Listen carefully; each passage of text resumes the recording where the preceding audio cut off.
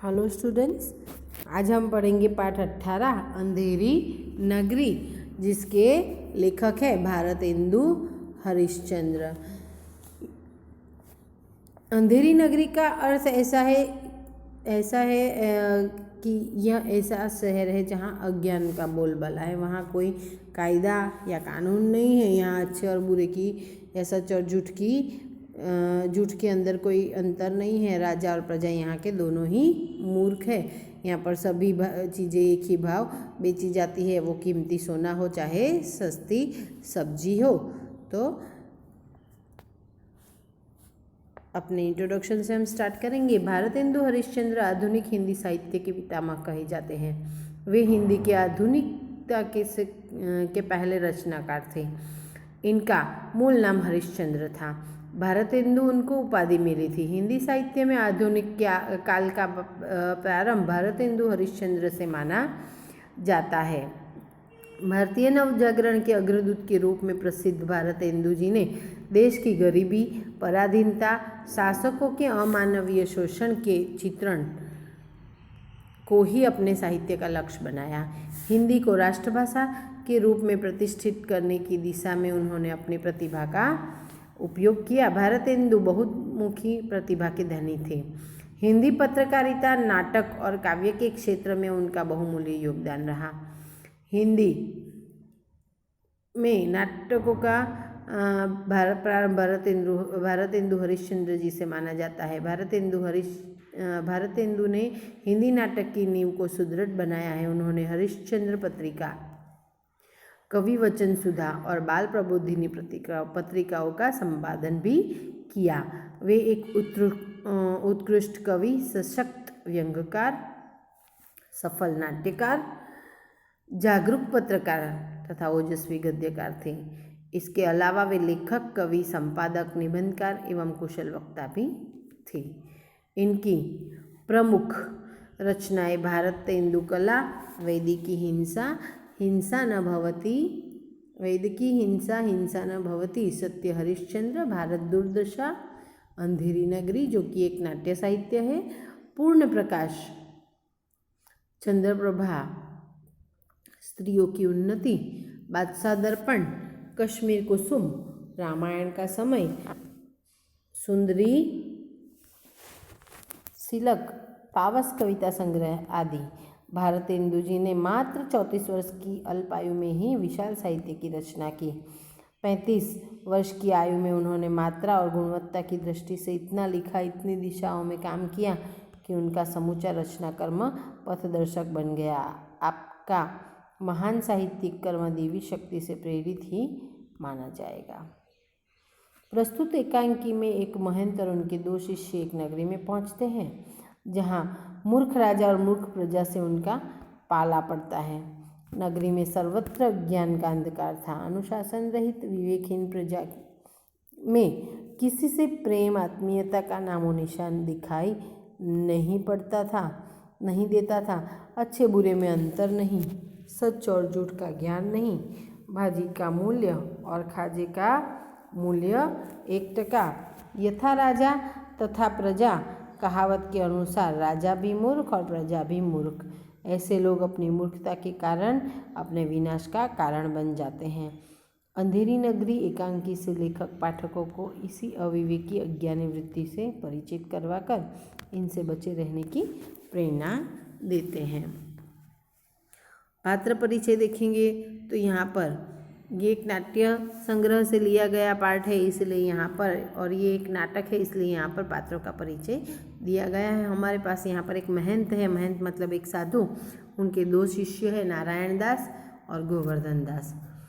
जिस नगरी में वो जाते हैं वहाँ पर उस नगरी का नाम अंधेरी नगरी था और वहाँ के राजा का नाम चौपट राजा, जो कि अंधेरी नगरी के राजा थे।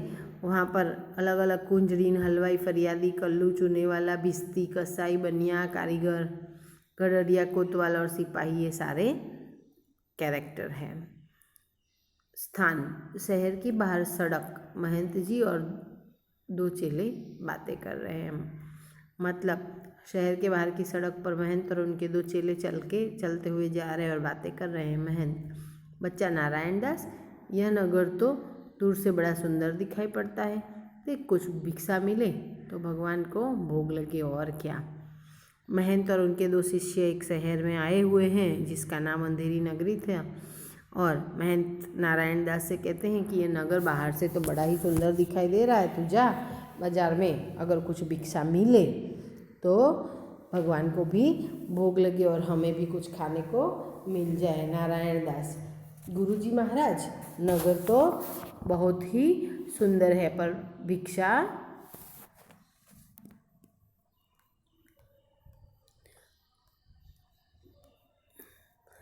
नारायण दास कहता है कि नगर तो बहुत ही सुंदर है, परंतु भिक्षा भी सुंदर मिले तो बड़ा आनंद हो। कहते हैं नगर सुंदर है पर भिक्षा अच्छी मिले तो ही आनंद आएगा।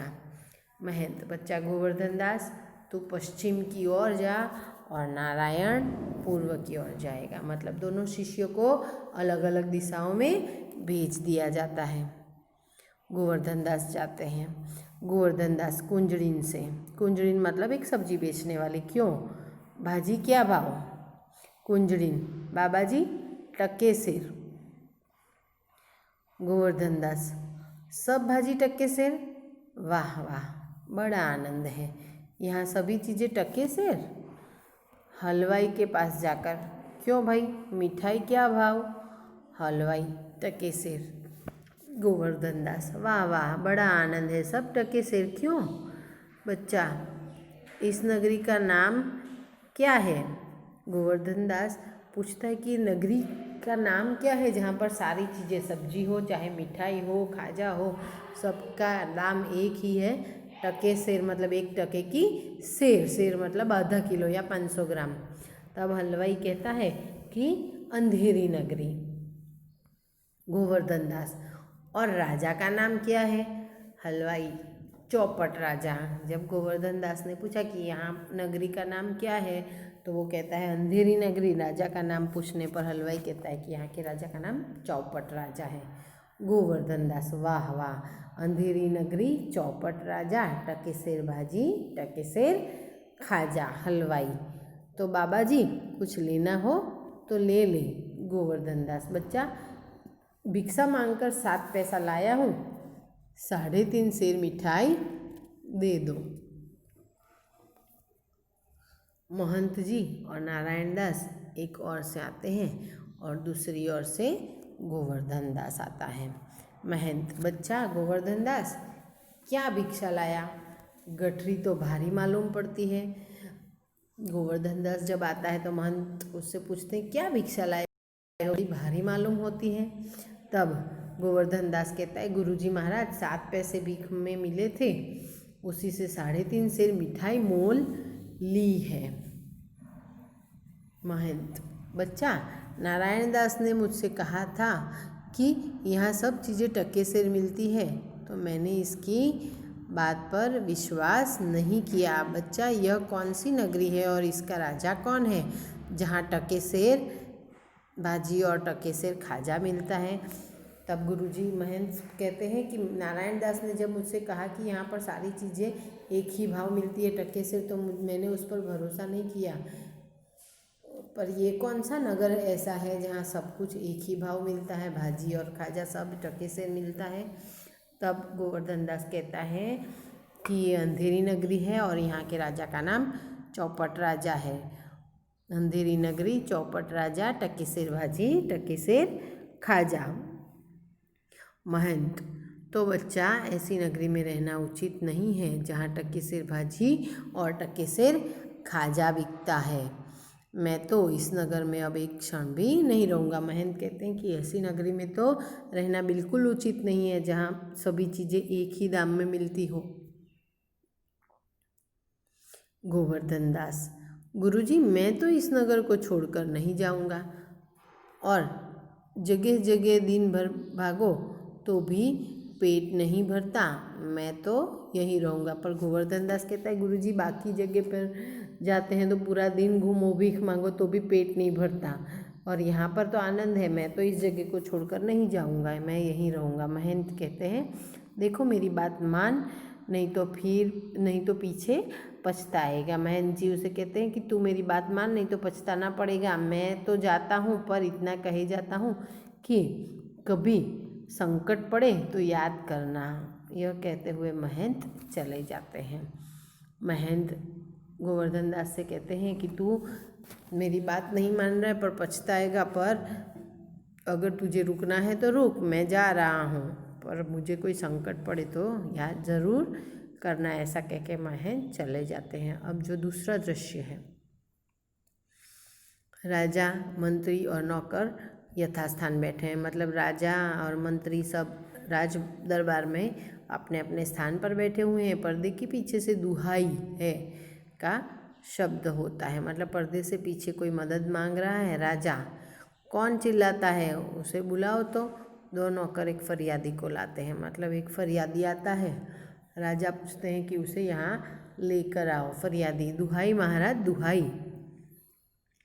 राजा बोले, क्या हुआ, बोलो क्या हुआ। फरियादी, महाराज कल्लू बनिए की दीवार गिर पड़ी, सो मेरी बकरी उसके नीचे दब गई, न्याय हो। फरियादी कहता है कि कल्लू बनिए की दीवार गिर गई और मेरी बकरी उसके नीचे दबकर मर गई है, तो मुझे न्याय मिलना चाहिए। तो राजा कहते हैं कि कल्लू को पकड़ कर लाओ।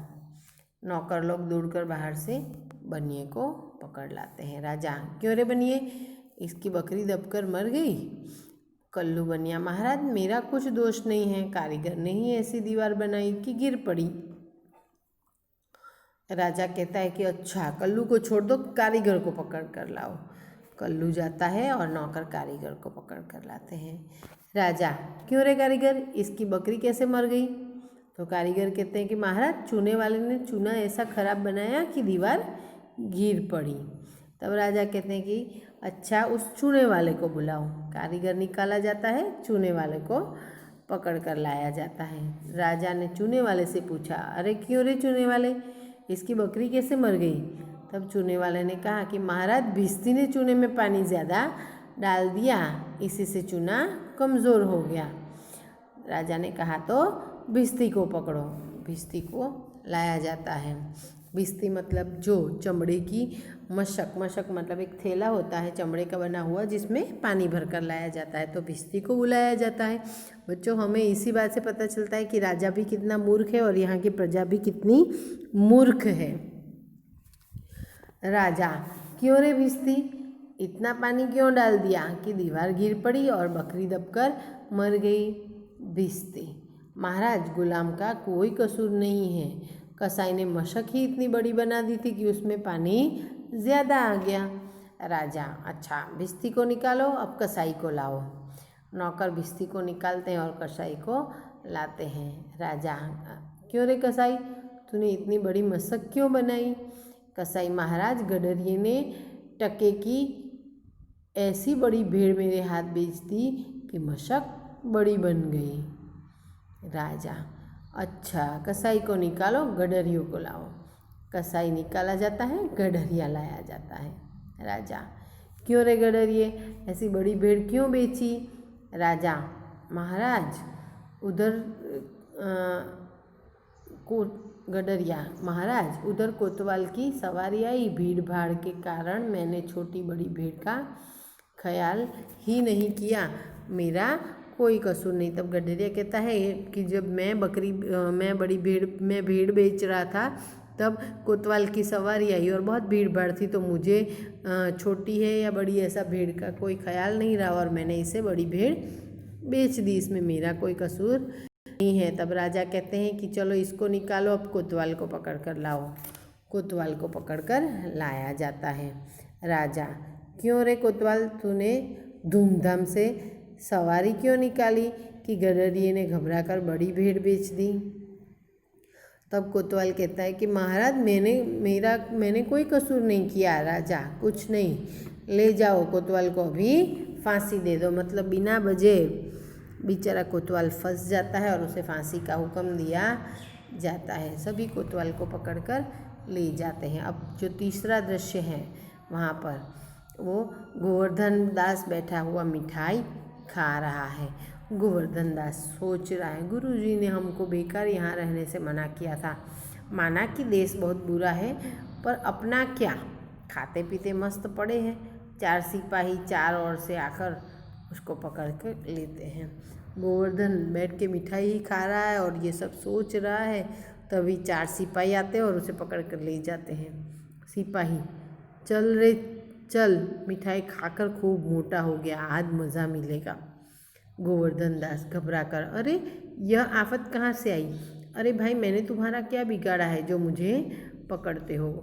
गोवर्धन दास ने घबरा कर कहा, अरे अरे, मैंने तुम्हारा क्या बिगाड़ा है जो तुम मुझे पकड़ के ले जा रहे हो? तब सिपाही ने कहा, बात यह है कि कोतवाल को फांसी का हुक्म हुआ है।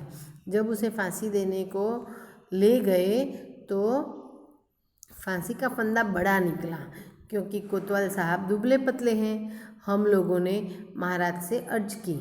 इस पर यह हुक्म हुआ कि किसी मोटे आदमी को फांसी दे दो, क्योंकि बकरी मारने के अपराध में किसी न किसी को तो सज़ा होनी जरूरी है, नहीं तो न्याय न होगा। मतलब प्रजा भी इतनी मूर्ख थी, पर प्रजा के साथ राजा भी मूर्ख था, जो किसी का दंड किसी को भी दे देता था।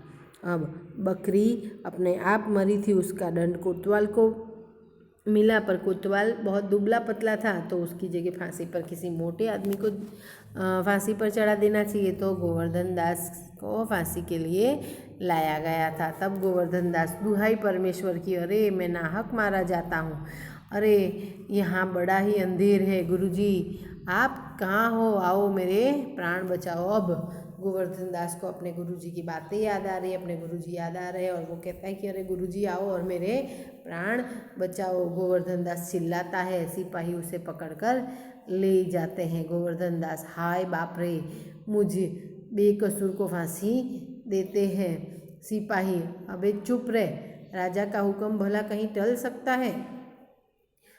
गोवर्धन दास, हाय मैंने गुरुजी का कहना न माना, उसी का यह फल है। गुरुजी कहाँ हो, बचाओ गुरुजी।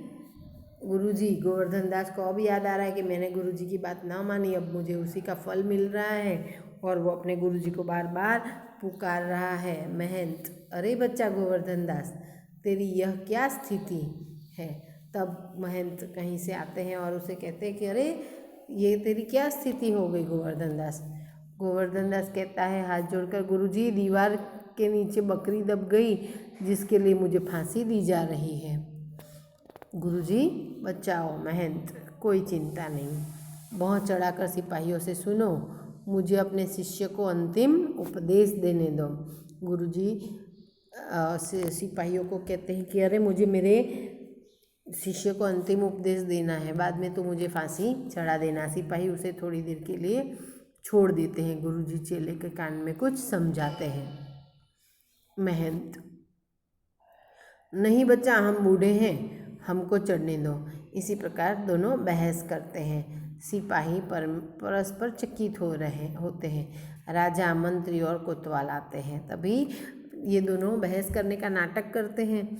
तभी मंत्री, सिपाही और राजा आ जाते हैं। तब राजा पूछते हैं, यह क्या गोलमाल है?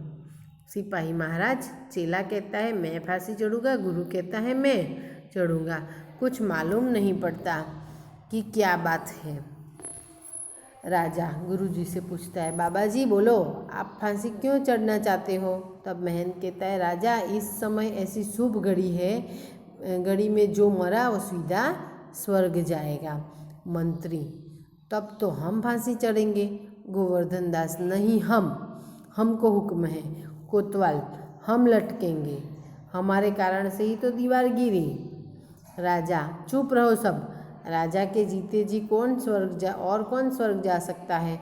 तो हमको फांसी चढ़ाओ, जल्दी करो। राजा को नौकर लोग फांसी पर लटका देते हैं। पर्दा गिर जाता है। तो देखो बच्चों, आपने देखा ना कि मूर्ख लोगों का क्या हश्र होता है, या क्या हालत होती है, और ऐसे मूर्ख लोगों के साथ रहकर हम भी कभी कभी मुसीबत में फंस सकते हैं। इसीलिए कहा जाता है कि मूर्ख मित्र से तो समझदार दुश्मन ही अच्छा होता है।